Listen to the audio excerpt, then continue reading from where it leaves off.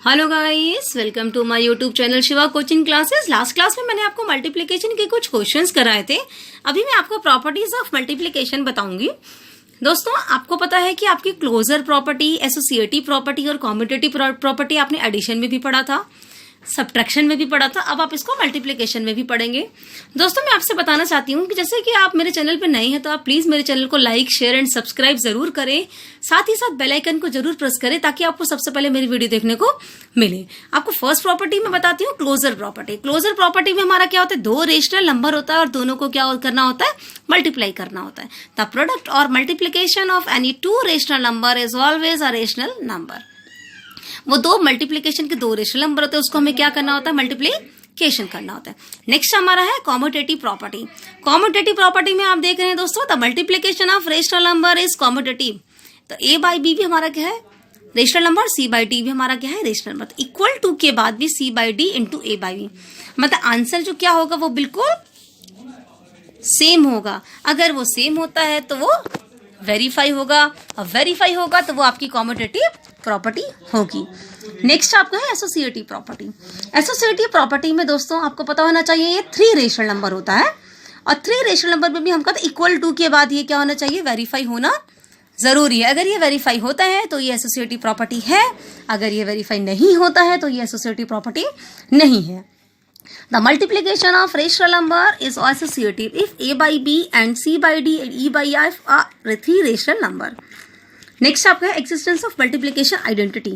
If a by b is any rational number, तो a by b को अगर हम 1 से मल्टीप्लाई करते हैं तो भी हमारा क्या होना चाहिए, वही सेम रेशनल नंबर आपको आएगा।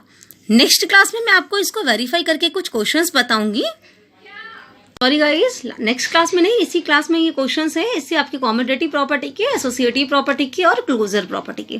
फर्स्ट आपका क्वेश्चन है, verify the property x into Y equal to Y into X into Y, Y into x.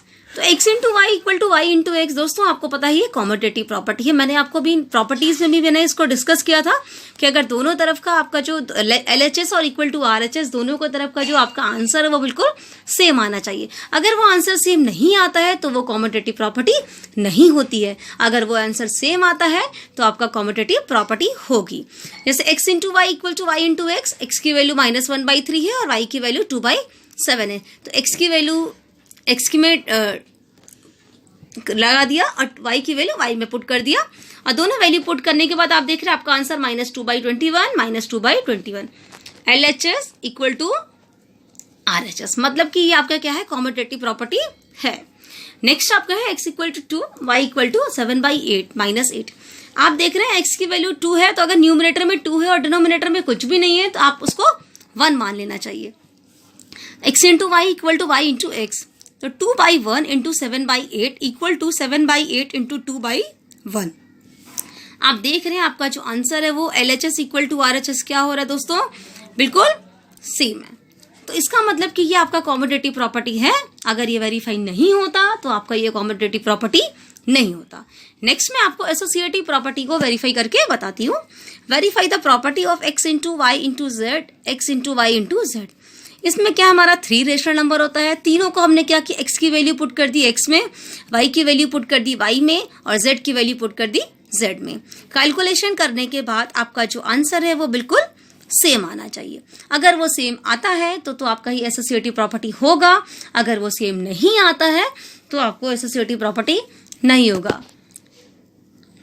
Next class में मैं आपको डिविडेंड की कुछ प्रॉपर्टीज एंड क्वेश्चंस कराऊंगी।